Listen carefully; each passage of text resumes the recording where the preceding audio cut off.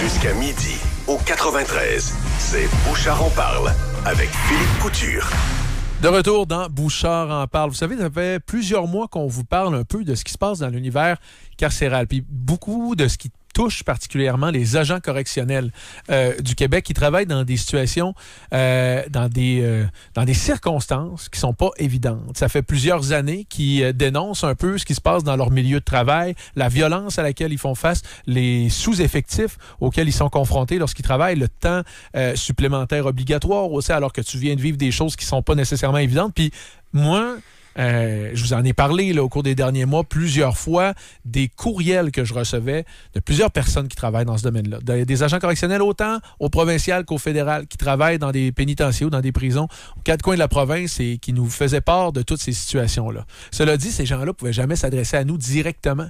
On devait changer leur voix ou encore lire quelque chose en leur donnant un nom d'emprunt ou sous le couvert de l'anonymat, puisqu'ils travaillent encore là, puis ils peuvent s'exposer à des représailles s'ils parlent publiquement de ce qu'ils vivent dans leur travail. Alors, aujourd'hui, j'ai la chance de recevoir Carl Ruel, qui, lui, a la chance de pouvoir parler librement puisqu'il a quitté ce milieu-là. Salut, Carl. Bonjour, bonjour. D'abord, parle-moi un peu des fonctions que tu as exercées dans le milieu carcéral, parce que je sais que tu as fait plusieurs choses. Oui. Moi, j'ai commencé, là, évidemment, j'ai fait 25 ans, donc j'ai commencé comme agent correctionnel niveau 1. Après ça, niveau 2. Pour que les gens comprennent, ça serait, mettons, si je fais un parallèle avec les policiers, ce serait le policier patrouilleur, puis après ça, tu deviens sergent. OK? J'ai aussi été gestionnaire correctionnel, donc là, je suis encore un grade un petit peu plus haut. Puis, parallèlement à ça, j'ai été 5 ans négociateur en situation d'urgence. Puis, j'ai été presque une dizaine d'années dans le groupe tactique d'intervention, là, l'équipe SWAT, là, pour que le monde comprenne. Là. OK. Et tu as travaillé principalement au fédéral, au provincial? Moi, j'ai travaillé uniquement à Donnacona. À Donnacona? Ouais, Donnacona, c'est un pénitencier à sécurité maximum, dit de population régulière. Pour quartier, c'est de la protection. Mm-hmm. Nous autres, c'est une population régulière. Pourquoi tu dis de population régulière?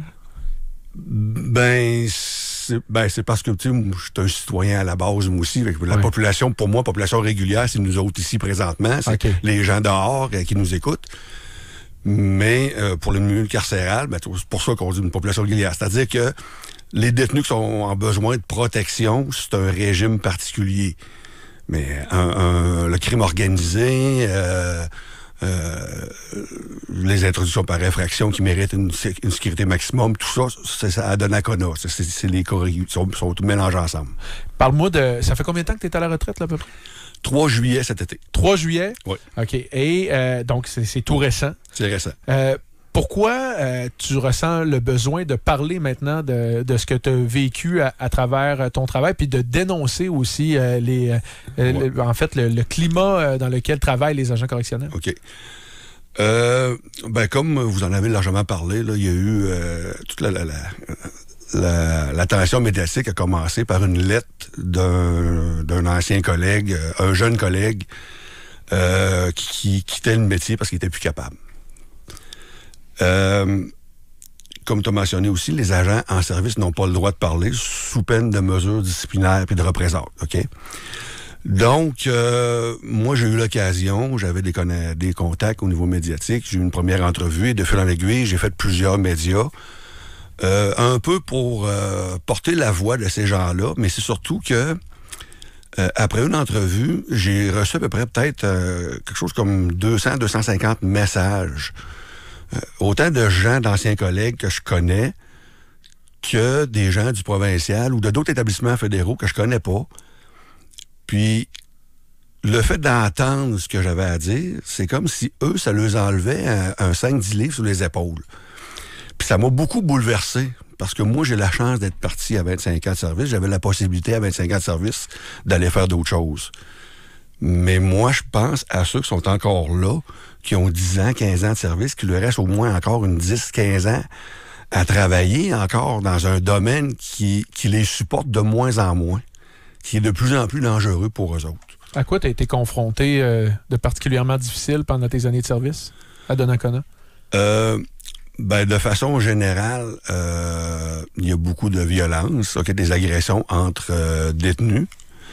J'ai vu un détenu se faire lancer du beurre fondu dans le visage. C'est quand même assez sauvage comme agression. Ça l'a brûlé, ça l'a ébouillanté. Oui, ça l'a défiguré. C'est parce que quand une agression part dans ce milieu-là, tu sais jamais jusqu'où ça va aller. Fait qu'une simple bagarre peut dégénérer, qu'il y a 2-3 autres personnes qui embarquent, puis ça peut dégénérer moi, j'ai vu un détenu en ambulance, là. Le gars, je l'ai connu toute ma carrière, mais c'est parce que je voyais son nom sur le papier que je savais c'était qui, parce que je l'aurais jamais reconnu, tellement il était défiguré, qu'il était enflé la tête. Il y a des détenus qui ont tué quelqu'un d'autre dans le gymnase, puis les gars, avec le corps qui était à terre, ils ont donné des coups de pied, ils ont joué au hockey avec la tête, des choses comme ça. C'est des choses comme... C'est pas le côté romantique comme on voit dans les films, que le bon petit détenu a une erreur judiciaire, puis c'est pas ça du tout, la réalité. À Donnacona, il y a eu un détenu qui a été battu et on a joué au hockey avec sa tête dans un gymnase. Ouais. Comment tu ramènes ça chez toi quand le chiffre finit? Ben, écoute, je vais prendre une situation personnelle. OK, là, je sais que ça va sortir. Je m'étais promis de pas le faire, mais en tout cas. Moi, à cette époque-là, je suis gestionnaire. Puis, je reçois un détenu en entrevue dans mon bureau. Puis, un détenu de notre rangée qui le voit. Puis, lui, il a le contrat de venir agresser ou tuer ce détenu-là. Donc, il arrive avec un pic artisanal dans mon bureau.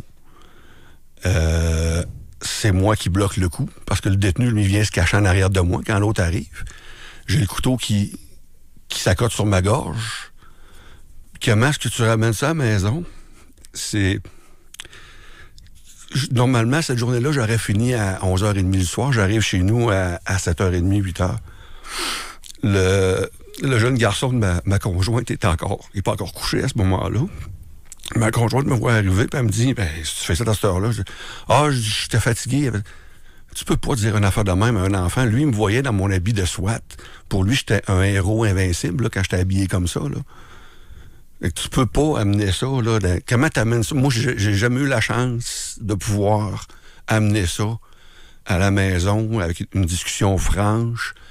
Puis comme on n'a aucun support psychologique en dedans, ou très peu, puis que même on subit beaucoup d'harcèlement, de la gestion, ben t'en arrives à un moment donné que c'est comme tu fais avec, puis jusqu'à temps que t'espères que ça passe, parce que jour après jour, tu fais ta job, tu fais tes affaires, tu fais ta vie sociale. Moi, ben j'ai craqué un moment donné, là, le post-traumatique embarqué, puis j'étais plus capable, j'ai vu le 25 ans, je suis parti. OK. Fait que oui, il y en a qui ont trouvé des bonnes façons d'en parler à maison. Moi, j'ai jamais eu cette chance-là. Donc, vous vivez comme la situation dont tu viens de parler, qui est extrêmement... Écoute, je m'imagine vivre ça, puis ça doit être extrêmement traumatisant, difficile. Vous vivez des choses très chargées en émotions, en peur aussi, et vous pouvez pas en parler. Vous n'avez pas l'occasion d'en parler nécessairement. Ben, écoute, je sais qu'il y a des gens qui sont très bien entourés et qui sont capables de le faire. OK? Moi, j'avais pas cette chance-là. À ce moment-là, on était en fin de relation avec ma conjointe, ça allait pas bien. C'était problématique, là, mais parce que on a les mêmes réalités que vous autres à l'extérieur, là, tu sais. Oui, après ça, tu sors, tu vas faire ton épicerie, ça se peut que ça aille mal avec ta blonde, ça se peut qu'il y ait une situation familiale. Et voilà. Fait que, tu sais, les situations arrivent au pénitencier, arrivent pas toujours dans la meilleure des dispositions. C'est ça qui affecte. Est-ce que tu as eu l'occasion de mentionner à tes employeurs lorsque tu as quitté, ou peut-être avant, qu'à ce moment-là, j'aurais eu besoin de soutien, j'en ai pas eu. Qu'est-ce que vous faites? OK, ben je vais t'expliquer, tu vas comprendre la dynamique. Fin novembre 2019, le médecin me dit, OK, là, toi, là, faut que t'arrêtes. OK? Fait que là, il me met en congé de maladie avec un premier diagnostic primaire de choc post-traumatique, puis j'ai besoin de me retirer un peu. La réaction de l'employeur par rapport à ça a été de tout faire pour contester puis me démolir au niveau de la CSST. Je suis en congé chez moi. Je reçois des lettres de menaces et d'intimidation de la part de la gestion qui me convoquent à des audiences disciplinaires, puis que si je me présente pas à la date que eux ont décidé que je devais me présenter, ça rajoutait aux conséquences possibles, alors que moi, je suis en arrêt, je suis en maladie chez moi. Puis, comme j'ai dit, c'est arrivé fin novembre 2019. Qu'est-ce qui est arrivé début 2020? Ça a été la fameuse pandémie, où ce que tout le monde de la société a arrêté à un moment donné. Fait que moi, je suis en post-traumatique à la maison, 24 heures sur 24, 7 jours sur 7, parce qu'il n'y a plus d'activité sociale. Puis en même temps, je reçois des lettres de menaces du monde de la gestion et de la direction. Fait que c'est ça le support qu'on a. Fait que on a du monde dans le PAE qui travaille un peu plus pour nous aider, mais sont débordés par la tâche. Puis ce qui se passe présentement dans les derniers temps, c'est encore plus lourd mentalement pour les agents. Moi, ce qui me frappe, Carl, dans ce que tu racontes, puis je l'avais jamais vu comme ça avant aujourd'hui, là, que tu m'ouvres les yeux complètement sur une réalité que tu as vécue, sur l'idée que le fardeau de ce que tu vis en prison puis dans le cadre de tes fonctions, tu peux pas le partager. Puis tu sais, mettons, je prends Phil, tu sais, si Phil se chicane aujourd'hui à la radio, il arrive chez lui, pas en parler à sa blonde, là. Une chicane à la radio, une chicane entre collègues, ça se partage, ça se reçoit, ça s'explique. Mais ce que toi, tu as vécu, tu parlais de cette agression-là, ça se partage. Ça se partage pas à un enfant, ça se partage pas à une conjointe.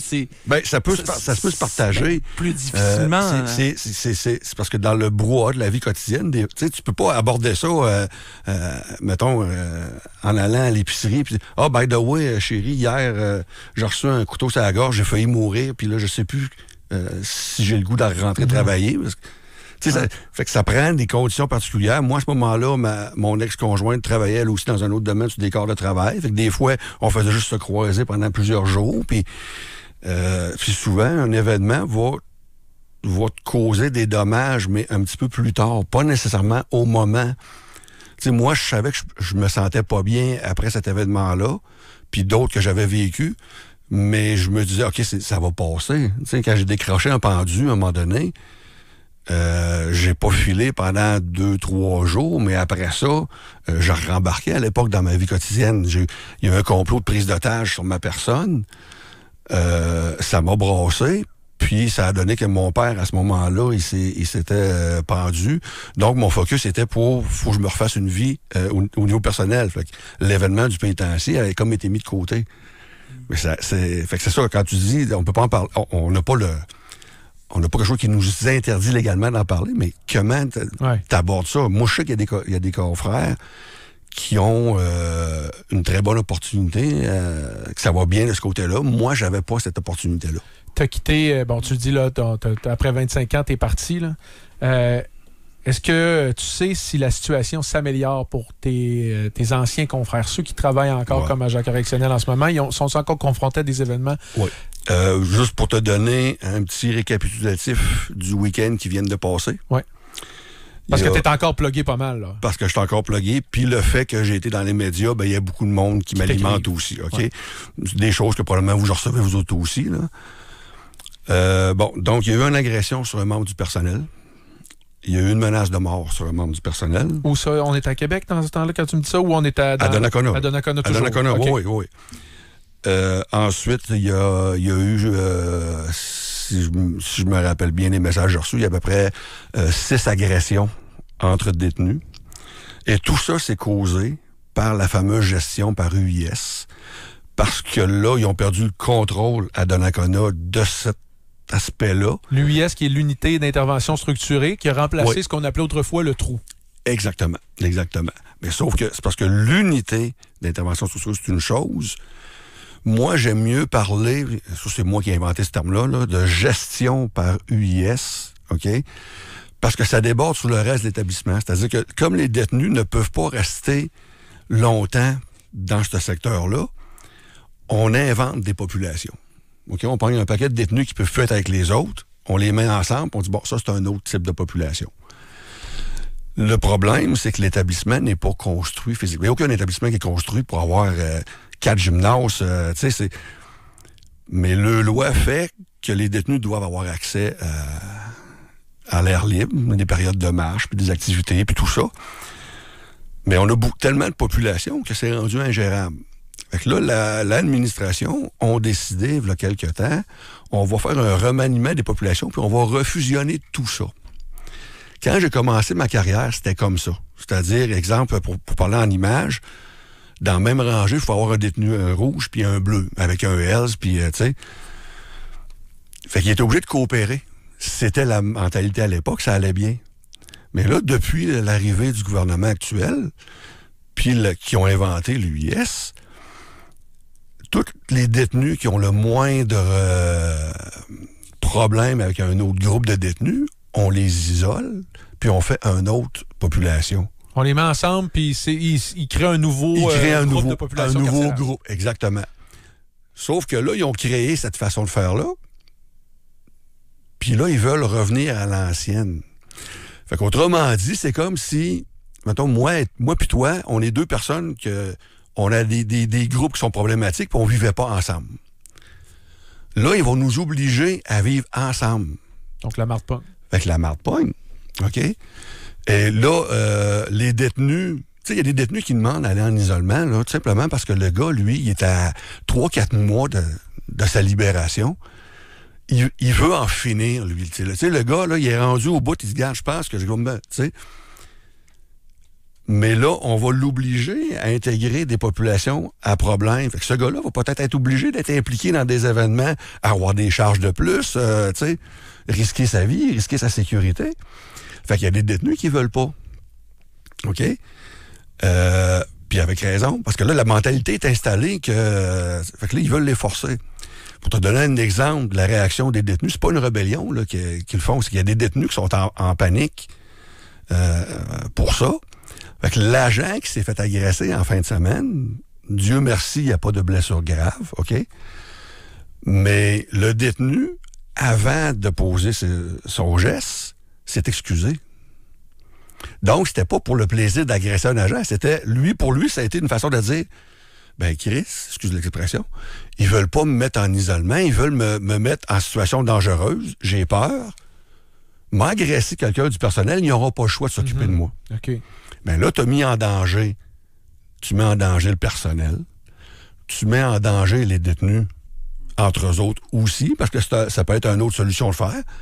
Tu veux pas m'avoir dans ta rangée, puis il n'y a pas moyen de l'éviter, tu vas faire quoi? Tu vas demander à ton chum, probablement, de me sauter dessus. Fait que tu mets tout le monde en danger. Quand vous expliquez ces situations-là au patron, au boss, c'est quoi les réactions? On n'a jamais d'écoute. Moi, lorsque le phénomène des drones a commencé, j'avais, je dis moi, mais je me donne pas le mérite, on était plusieurs, puis dans beaucoup d'établissements aussi, puis tout, on a suggéré des choses simples, puis on n'est jamais écouté. Nous autres, on a un mal nécessaire, OK? Nous autres, on coûte de l'argent. On a un salaire quand même pas si pire. Regarde, comme là, vois-tu, moi, je suis chanceux, 53 ans, je prends ma retraite, tu sais. Fait que c'est quand même... Mais on coûte de l'argent, puis on est un mal nécessaire. S'ils étaient capables, ils se passeraient de nous autres. S'ils étaient capables de mettre des robots à notre place, là, tu sais. Mm-hmm. Puis là, ben, tout est mis... L'emphase est mise sur le bien-être détenu. Pour le gouvernement actuel... Le détenu est un malade en besoin de soins. Donc, il faut qu'on lui invente, il faut qu'on lui donne des soins. Nous autres, on se trouve à compliquer la situation, les agents. Parce que nous autres, on pense sécurité en premier. Mais eux autres, ils pensent la sécurité n'est plus un élément décisionnel. Puis c'est budget. Ils disent plus gardez-les. Faites votre job de gardien, prenez soin d'eux. Prenez soin de ces gens-là. C'est ça. Mais tu sais, je sais que le temps file, mais il y a tellement de décisions qui sont ridicules, là, à cause de la surpopulation. Ben, pas nécessairement une surpopulation dans le sens qu'il y a trop de monde, mais de diversité de populations différentes. Les détenus ont moins d'activités de loisirs. Donc, ils ont eu l'idée, eux autres, d'imaginer, de dire, on va permettre aux détenus, moi, je pourrais aller dans sa cellule à lui, pour jouer au Nintendo ensemble, vu qu'on va pas, mettons, dans le gym ou on va pas dans la cour. En même temps, ils disent aux agents, soyez vigilants au niveau des agressions sexuelles. Est-ce que tu penses que le détenu qui va recevoir de la visite dans sa cellule, ça va toujours être pour le Nintendo, ça va toujours être pour du loisir, ou il risque d'être forcé à recevoir quelqu'un? Il risque d'être forcé d'héberger de la contrebande tu sais? Fait qu'ils mettent en danger. Ils ont mis en danger une femme détenue qui se disait maintenant homme. Oui, on en a parlé ici sur nos ondes. C'est ça, bon. Elle est allée dans un établissement pour hommes, donc, Oui. même si cette personne-là, qui est une personne trans, avait toujours ses organes génitaux féminins, Exactement. elle a subi des agressions. Exactement. On l'a ramenée dans la prison de femmes. Exactement, mais ça n'a pas été facile de la ramener parce que là, écoute, elle s'est dit homme. Puis ça, c'est comme... Les autorités sont comme incapables d'avouer un échec d'une décision. Donc, revenir en arrière pour eux autres d'une décision, là, c'est très, très, très difficile. Surtout que, parce que comme dans le cas de cette détenue-là, tous les agents impliqués dans les 2 établissements L'avait mentionné. tout le monde l'avait mentionné, le syndicat l'avait mentionné aussi, là, je veux dire, ça saute aux yeux, là, c'est une évidence, là. Dernière question, Carl, parce que le temps file, mais si un jeune de 18-19 ans qui vient te voir, là, il dit hey, « T'as fait 25 ans comme agent correctionnel, j'aimerais ça faire ça, moi. Mm-hmm. Qu'est-ce que tu lui dis? Je pourrais pas te résumer ça en une phrase. Je dirais, on va aller prendre un café, mon homme, là. On va se parler, puis tu vas m'expliquer en premier pourquoi tu veux y aller. Parce que présentement, on a de bonnes conditions, outre la violence, puis toutes sortes d'affaires, mais je parle au niveau monétaire, là. On a quand même des bonnes conditions, mais on a trop de gens qui rentrent sans vraiment savoir à quoi s'attendre, puis sont pas à leur place, sont pas faits pour être là, mais tu deviens à un moment donné, tu sais, quand t'as 7-8 ans, t'as ton hypothèque, justement, t'as toutes tes choses, t'as ton train de vie avec la famille. C'est dur de virer de bord, puis claquer la porte, puis s'en aller, là. Mm. Parce que là, rendu à 7 ans de service, t'es rendu au top salarial pas mal, puis avec un peu supplémentaire puis des primes, tu fais des gros T4, là. Mais si t'es pas à ta place, ça devient problématique. Ouais. Fait que je dirais en premier, qu'est-ce qui t'attire, puis pourquoi tu veux aller là? Je prendrais une bonne discussion avec. Carl Ruel, tu as été agent correctionnel du côté de Donnacona pendant 25 ans. Merci beaucoup de ton témoignage. Merci, ça fait plaisir.